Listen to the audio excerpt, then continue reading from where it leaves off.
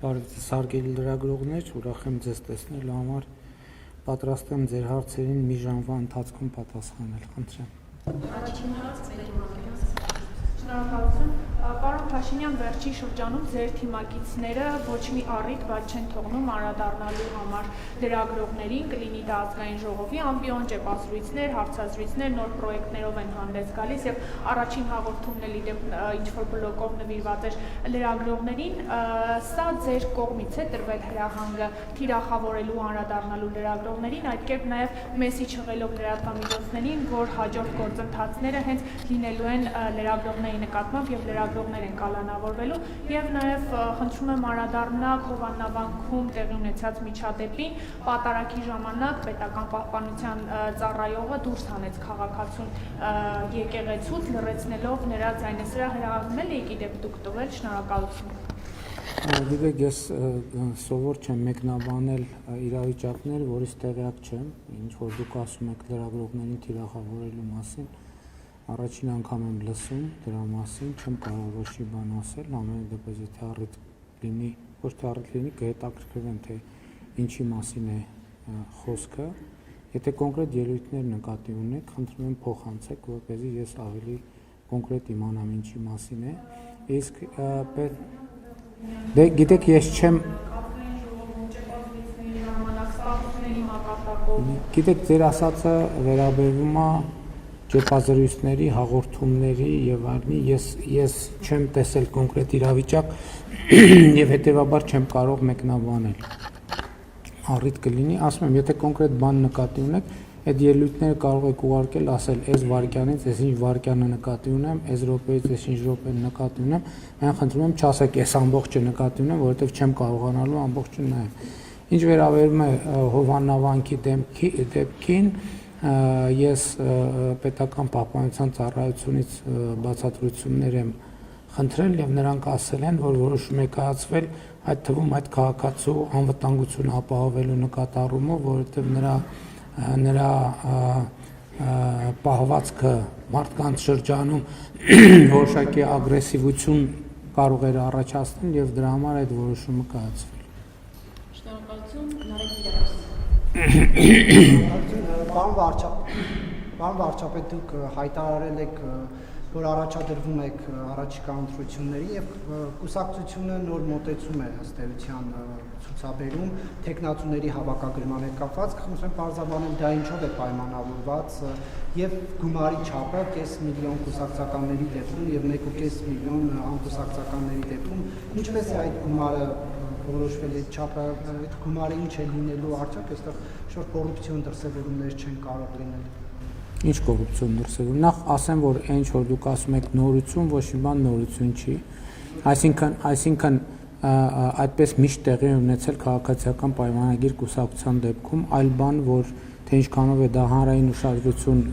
գրավել, ինչքանով ոչ, իմիջիայլոց ուզում եմ ասել հերթական ընտրությունների պարագայում, օրինակ 2017 թվականի հերթական ընտրություններում մենք նույն սկզբունքով ենք արել, որովհետև մեր կանոնադրության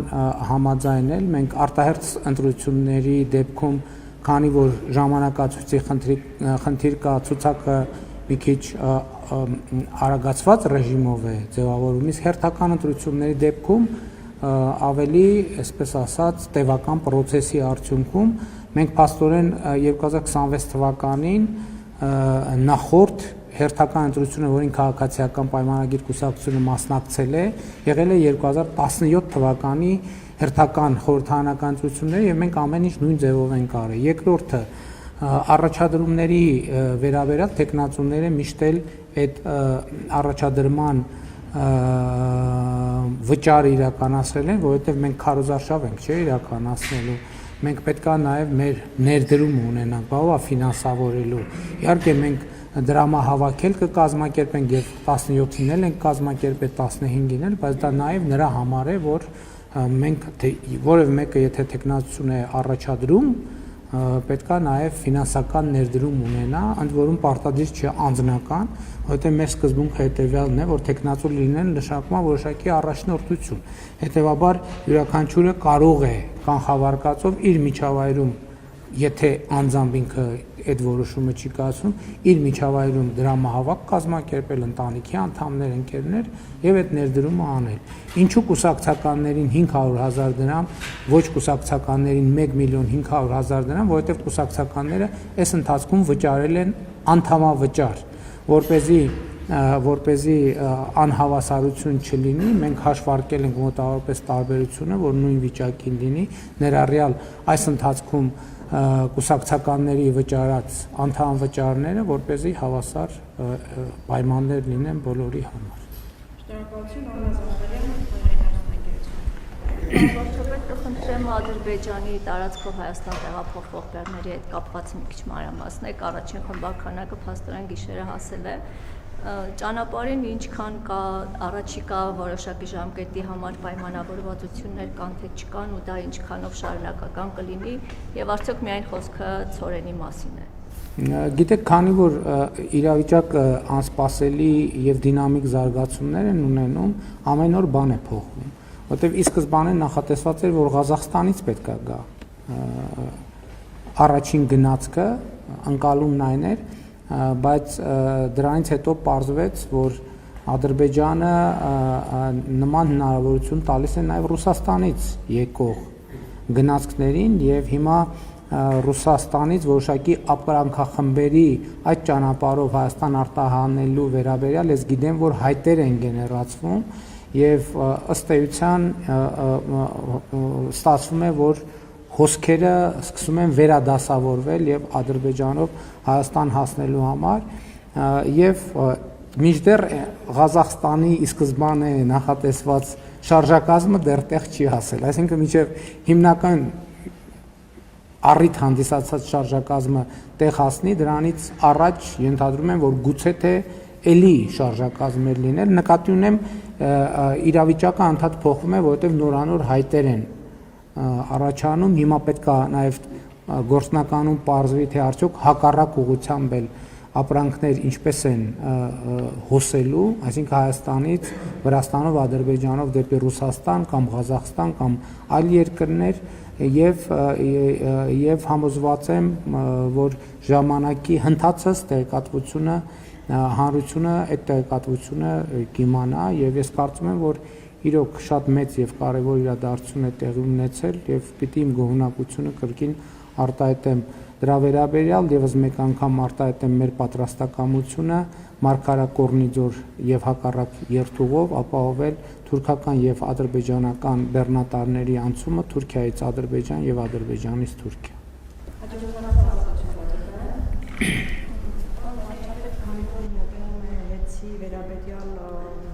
Ծառայությունները կատարվող հանձնաժողովում քննվող այդ վարույթի ժամկետները լրանում են շուտով եւ որոշումը հայտնի կդառնա։ Ես ուզում եմ հասկանալ կառավարությունը ինչ սցենարներ ունի, եթե այդ լիցենզիան դադարեցվի,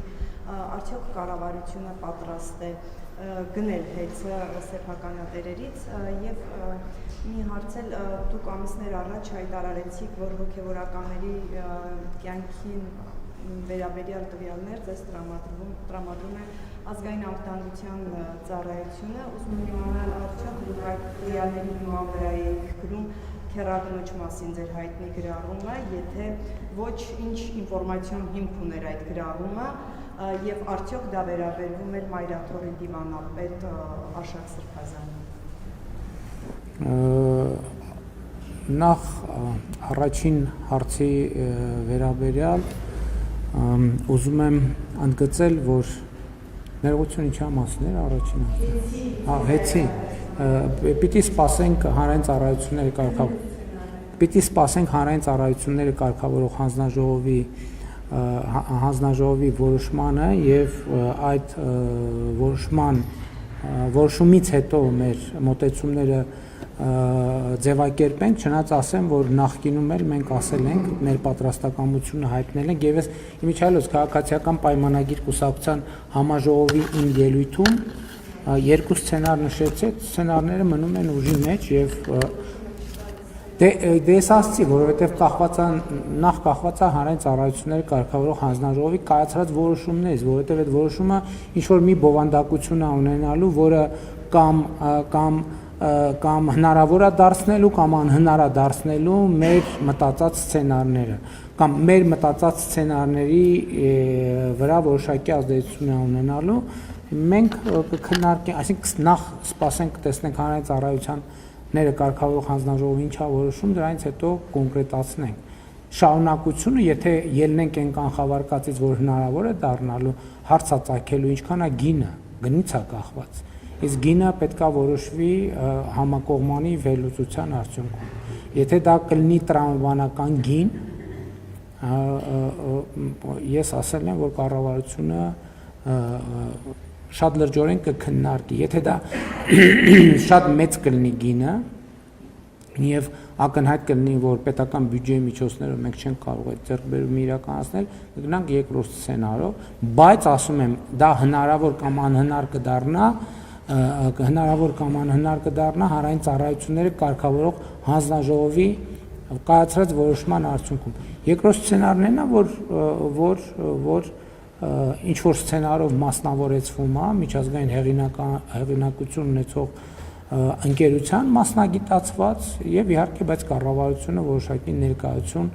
թե օրենսդրական կարգավորումով, թե բաժնետոմսերի, թե ոսկե բաժնետոմսով այդ արդեն քննարկվում։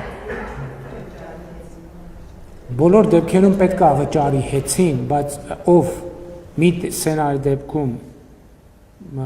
կառավարությունը, մյուս սցենարի դեպքում նա ով ձեռք կբերի, որովհետեւ ըստ էության անուղղակիորեն կստացվի, որ ձեռք է բերում իհարկե կառավարության միջամտությամբ, բայց ձեռք է բերում մյուս ընկերությունից։ Այսինքն դրանք այդտեղ շատ նրբություններ կան, ես խնդրում եմ հաշվի առեք, տնտեսա-տեխնիկական, որոնց ես կարող եմ չտիրապետել։ Ես քաղաքական շրջանակը կարող եմ գծել, մնացածը իրավաբանները, տնտեսագետները, մասնագետները, աուդիտորները իրենք ավելի ճիշտ հասցեատերն են այդ հարցի։ Հաջորդ հարցը, երկրորդ հարցը, երկրորդ հարցն է։ Գիտեք, ես կարծում եմ այդ ամեն ինչի մասին նախ ամենահավաստի աղբյուրը ժողովուրդն է, այն մարդիկ, ովքեր հարաբերվում են եւ առնչվում են որոշակի շրջանակի հետ, որովհետեւ այդ մեզ է թվում, թե ինչ որ մենք խոսում ենք, այդ ամեն ինչը գաղտնի, այդ ամեն ինչը գաղտնի չի։ Այդ ամեն ինչը պարզվում է, որ նրանք, ովքեր առնչվում են այդ շրջանակի հետ, գիտեն մանրամասները, գիտեն շատ ավելին, քան մենք բռահում ենք։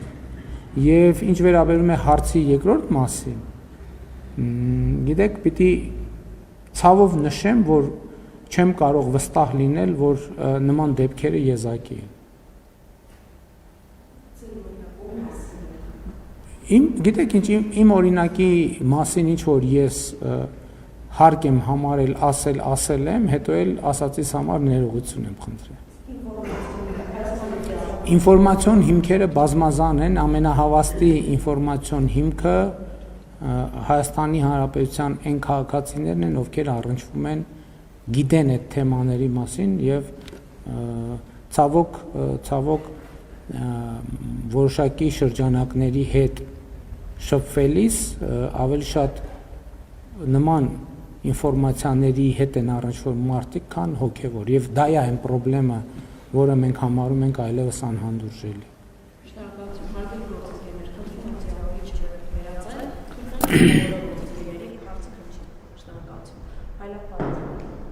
Շնորհակալություն, պարոն Փաշինյան, մասնավորեցնեք, որ ընկերությունն է, ծորենակ վերել Հայաստան, եւ դա ընկերություն է, եւ արդյոք Հայաստանը վճարել է Ադրբեջանի տրանզիտ ճանապարհի եւ այդ վճարելը որքան է կազմել այդ գումարը, եւ երկրորդ հարցը թիվը ձեր այլմիզում դիմախոսների Արման Թաթոյանն հրապարակում արել հայտնելով, որ եթե ինքը դառնա Հայաստանի վարչապետ, ինքը կզսկի Ադրբեջանի սահմանական քաղաքականությունը, օգտագործի բոլոր դիվանագիտական գործիքակազմերը, ինչի շահում այս կառավարության այս իշխանության կողմից։ Անկեղծ ասած, առաջին հարցին չեմ կարող պատասխանել, որովհետև մանրամասներն որ ընկերությունն է, ինչքան է վճարվել է, թե չի վճարվել, ես կարծում եմ, որ մենք կարող ենք մեր լրատվական քաղաքականության շրջանակներում այդ հարցերը պարզաբանել, որովհետև այդ մանրամասներին չեմ տիրապետում։ Ինչ վերաբերվում է Ադրբեջանի ինչ քաղաքականությանը, Ադրբեջանի, գիտեք ինչ, բոլոր հարցերը լուծված են Վաշինգտոնի հռչակագրով։ Այնտեղ ամեն ինչ ընդ որում դա երկկողմանի փաստաթուղթ է ստորագրված նաև Միացյալ Նահանգների կողմից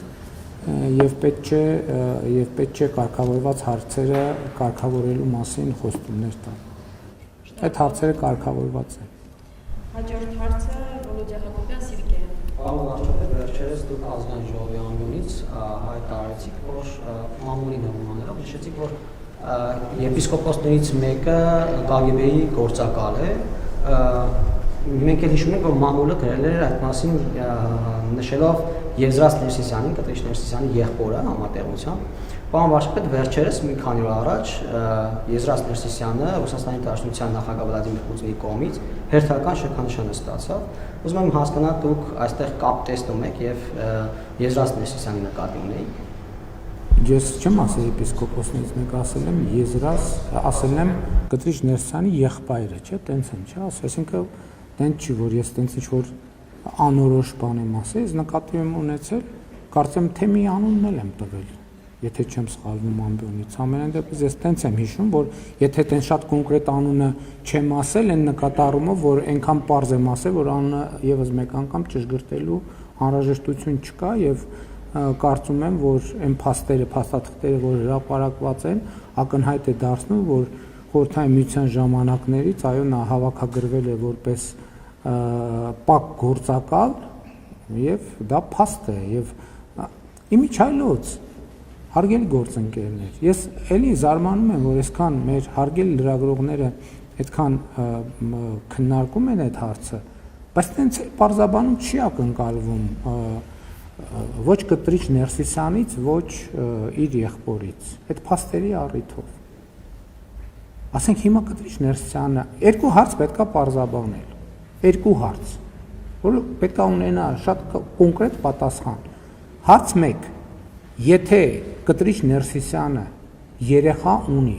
եւ այդ երեխան ծնվել է իր կուսակրոնության ուխտը ստանձնելուց հետո, ինքը կարող է լինել զբաղեցնել ամենայն հայոց կաթողիկոսի գահը։ Այս հարցը ինչի չի հնչում Հայաստանում։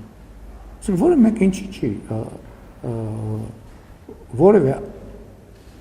փորձագետի, մասնագետի մայր աթոռի ներկայացուցիչ այս հարցը տալիս։ Եթե նա ունենար պարզվի, որ ունի աղջիկ, կամ որևէ մեկը ով կուսակրոնության ուխտը ստանձնե, հետո երեխա է ունեցել, կարող է լինել կաթողիկոս, թե չի կարող։ Որովհետև այսօր իմ արձանագրումը ուզում եմ, որ ճիշտ լինի։ Կտրիչ Ներսիսյանը կաթողիկոս չի։ Հայաստանի Առաքելական եկեղեցին այսօր չունի կաթողիկոս։ Կա մարդ, որը ապօրինի ձևով գտնվում է այդ կարգավիճակում։ Ես այն օրը մի քննարկման ժամանակ հետևյալ օրինակն էի բերում, օրինակ Հայաստանի Հանրապետության Սահմանադրությունը ասում է, որ Հայաստանի Հանրապետության վարչապետ կարող է լինել վերջին 4 տարում միայն Հայաստանի Հանրապետության քաղաքացիություն ունեցող անձը։ Հիմա եթե ասենք, օրինակ պարզվի, որ ես բանի, չգիտեմ, ինչ երկիր, ուրիշ երկրի քաղաքացի եւ դրա հիմնավորումները ունեն անձնագիր եւ այլն, այդ պահի եւ այդ փաստի բերումով չեմ կարող ես վարչապետ լինել։ Նույն կերպ էլ կաթողիկոսը երեխա ունենալու բերումով չի կարող կաթողիկոս լինել։ Նա Կտրիչ Ներսիսյան է, դրա համար ենք մենք ասում Կտրիչ Ներսիսյան, որովհետև նա կաթողիկոս չի։ Ինչ վերաբերում է պարգևատրման փաստին, չունեմ մեկնաբանություն, ցանկացած երկիր ազատ է պարգևատրել ում ցանկանում է։ Այդ թվում եւ հայաստանցի եպիսկոպոսին։ Համենայնպես մեր օրենքը չի արգելում, էլ չեմ ասում, որ կարող է պարզվի, որ պարգևատրված անձը նաեւ Ռուսաստանի քաղաքացիություն ունի, դա էլ պետք չի բացառել։ Շնորհակալություն, Արտուր Հակոբյան, Պարոն վարչապետ, դուք համաժողովի ժամանակ արձագանքել եք Ալիևի հայտարարություններին, որտեղ նա հղում էր կատարում ցարական ժամանակաշրջանի քարտեզներին եւ հայկական բնակավայրերը ադրբեջանական անվանումներով էր ասում։ Նաև Ալիևը այդ հայտարարություններում խոսում էր ոչ թե տանկերով, այլ ավտոմեքենաներով Հայաստան գալու մասին։ Ինչպես կմեկնաբանեք, արդյոք այս հայտարարությունները որքանով էլ ներքին լսարանի համար է ասվում, չի հակասում օգոստոսի 8-ի պայմանավորվածություններին, այն դեպքում, որ Հայաստանից նման հայտարարություններ չեն հնչում, եւ երկրորդ հարցը, ճիշտ է դուք ասել եք, որ Զանգեզուրի միջանցքի թեման փակված է, բայց արդյոք պաշտոնական մակարդակով հավաստիացումներ ստացել եք, որ Ադրբեջանը Զանգեզուրի միջանցք ասելով նկատի ունի Զանգելան հորադիս հատվածը, ճանապարհի հատվածը։ Շնորհակալություն։ Ես արդեն ասել եմ, որ Կոպենհագենում մենք մամուլի հաղորդագրություն ենք տարածել, որտեղ արձանագրվել է, որ Հայաստանի Հանրապետության տարածքում տրիպ նախագիծն է գործում եւ դրանով ամեն ինչ ասված է։ Եվ ելի եմ ասում, Զանգեզուրի միջանց, եթե նրանք օգտագործում են իրենց տարածքի մասին, որտեղ նրանք չեն կարող օգտագործել մեր տարածքի մասին։ Ինչ վերաբերվում է Ադրբեջանի նախագահի մյուս հայտարարությանը, ելի եմ ասում, մենք պետք է նախ ամբողջության մեջ գնահատենք այդ հայտարարությունը, որովհետև ես նախորդ օրն էլ լրագրողը հարց տվեց, շատ կարևոր է, որ ճշգրիտ լինի, ճշգրիտ արձանագրենք ինչա տեղյակներից է, հետո նոր գնահատենք։ Իսկ որն է ճշգրիտ արձանագրումը, որովհետև մեր մամուլում, ես էլ եմ ասում, այդ ընդհանրապես իմ գործառույթը չի, ես սրա մասին պետքա չխոսեմ էլ, սրա մասին պետքա խոսեն լրատվամիջոցներ, ովքեր տեղեկատվությունը պետքա ճշգրիտ փոխանցեն, որ հարցը ճշգրիտ ձևակերպի, որ պատասխաններ լինի ըստ էության եւ ոչ թե ուրիշ բանի մասին։ Օրինակ ասում են, որ Ադրբեջանի նախագահն ասել է չկա Սևան, կա Գյոյչը, մինչդեռ հնչել է հայտարարություն, որ ցարական ժամանակների քարտեզում Սևան չկա, կա Գյոյչը։ Իմիջայլոց մեր լրագրողները շատ հետաքրքիր է։ Օրինակ ոչ մեկ չի գնաց այդ քարտեզը հանի, մի հատ տեսնի այդ ինչ քարտեզի մասին է, կա քարտեզ, թե չկա քարտեզ։ Եվ եթե այդ քարտեզը հանեին մեր լրագրողները, օրինակ կտեսնեին, որ այդ քարտեզը ինչքան այդ տեսակետից կարա աննպաստ լինի Հայաստանի համար, երկու այնքան կարա աննպաստ լինի ցանկության դեպքում Ադրբեջանի համար, որովհետև օրինակ կարա պարզվի այդ քարտեզի վրա Հայաստան կա, վայ ներողություն, իսկ Ադրբեջան չկա, իսկ դա ոնց մեկնաբանենք։ Ես դրա համար եմ ասում, այդ անօգուտ գործողությունը, ել չեմ ասում, եթե ցարական քարտեզներով գնանք եւ ինչու՞ միայն ցարական, դրանից առաջ սուլթանական, դրանից առաջ շահական, դրանից առաջ խանական, դրանից առաջ խալիֆայական, այդ քարտեզներում ոչ Հայաստան կա, այսինքն Հայաստան կա, ոչ Հայաստանի Հանրապետություն կա, ոչ էլ Ադրբեջանի Հանրապետություն։ Այդ հղվող քարտեզին ասում եմ շատ պարզ գրած է Հայաստան, Հայաստանի տեղում է սորվա, Ադրբեջանի տեղում Ադրբեջան գրած չի։ Եվ ինչի համար շատ լավ, բայց ես համարում եմ, որ դա անիմաստ թեմա է եւ անիմաստ քննարկումները առավել եւս 2025 թվականի օգոստոսի 8-ից հետո։ Էլ չեմ ասում այդ քարտեզները հրապարակված են։ Այդ քարտեզները հրապարակված են, այն որ դուք այն նյութերը ուղարկեք ինձ, ես էլ այդ քարտեզ կուղարկեմ ձեզ, չնայած 5 րոպե փնտրելով կարող եք այդ քարտեզը գտնել։ Այսինքն որ այդ քարտեզի վրա Հայաստան գրած, Ադրբեջան գրած չի, ինչ է նշանակում դա։ Դա ինչ քաղաքական հետևության է բերում։ Բայց եմ ասում, խալիֆայության շրջանում եղել է խալիֆայությունը։ Պարսկական տիրապետության ժամանակ եղել է Պարսկաստան, Օսմանական տիրապետության ժամանակ եղել է Օսմանյան կայսրություն, բայց իմ ելույթում ասում էի, պարզ օրինակ էի բերում, որ չբարդացնենք։ Ամեն ժամանակաշրջանը, որ Վանաձորի անունը եղել է Կիրովական,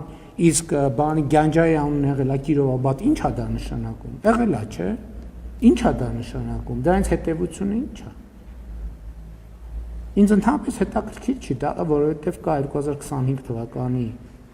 օգոստոսի 8-ին ստորագրված եւ նախաստորագրված փաստաթղթերը եւ կա 2024 թվականի սեպտեմբերի երկու երկրների սահմանազատման հանձնաժողովների կանոնակարգը։ Այսինքն հիմա ընկնել պատմական բանավեճերի, ես էսա գրած, եւ այդ բոլոր անունները, ով ասել, որ այդ անուններն ադրբեջանական են։ Այդ անունները թուրքական են, պարսկական են, արաբական են, մոնղոլական են։ Ես դրա համար նաեւ բանի զանգ բառի օրինակը բերեցի։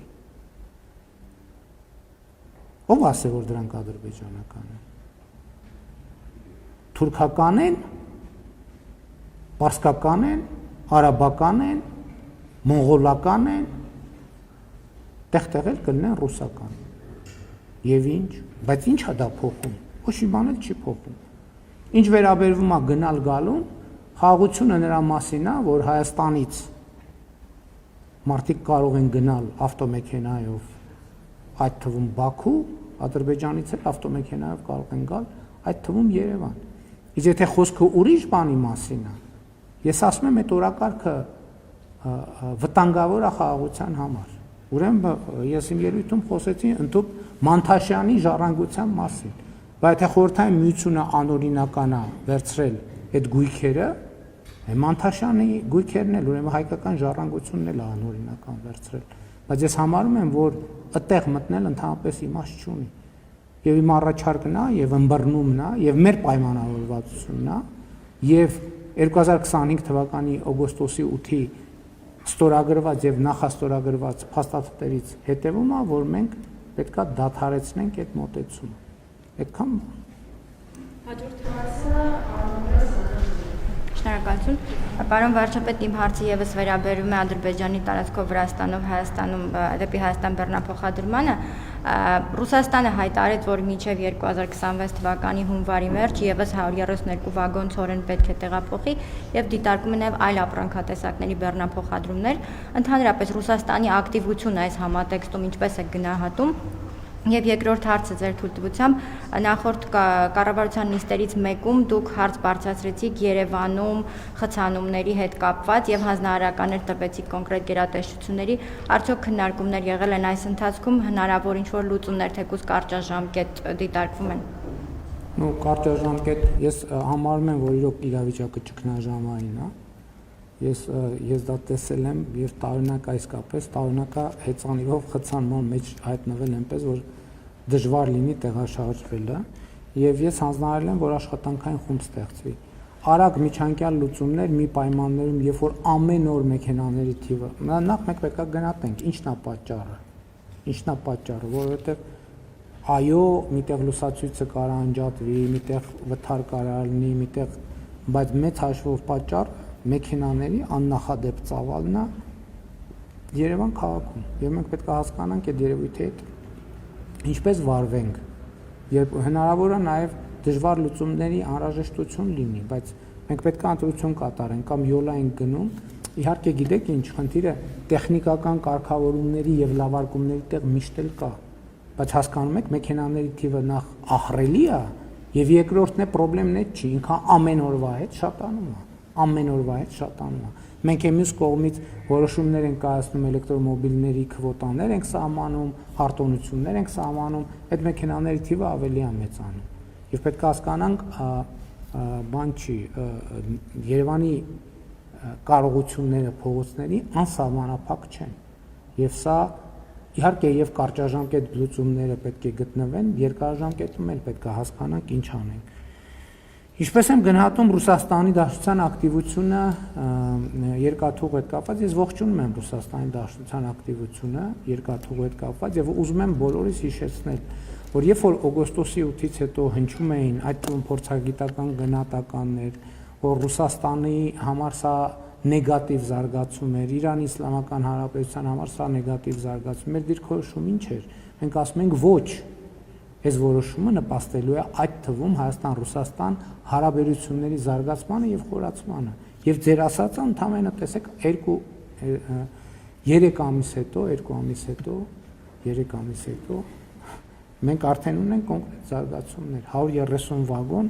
մենք պատկերացնում ենք, չէ՞, 130 վագոնը քանի բեռնատար է։ Ես ողջունում եմ այդ ակտիվությունը եւ ուզում եմ ընդգծել, որ դա լիարժեք համապատասխանում է օգոստոսի 8-ից հետոյի զարգացումների մեր պատկերացումներին։ Ոնց։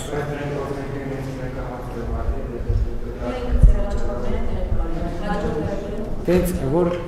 հաջորդ անգամ էլ ոչ մեկ չի գա, բոլորը իրենց հարցերը կուղարկեն։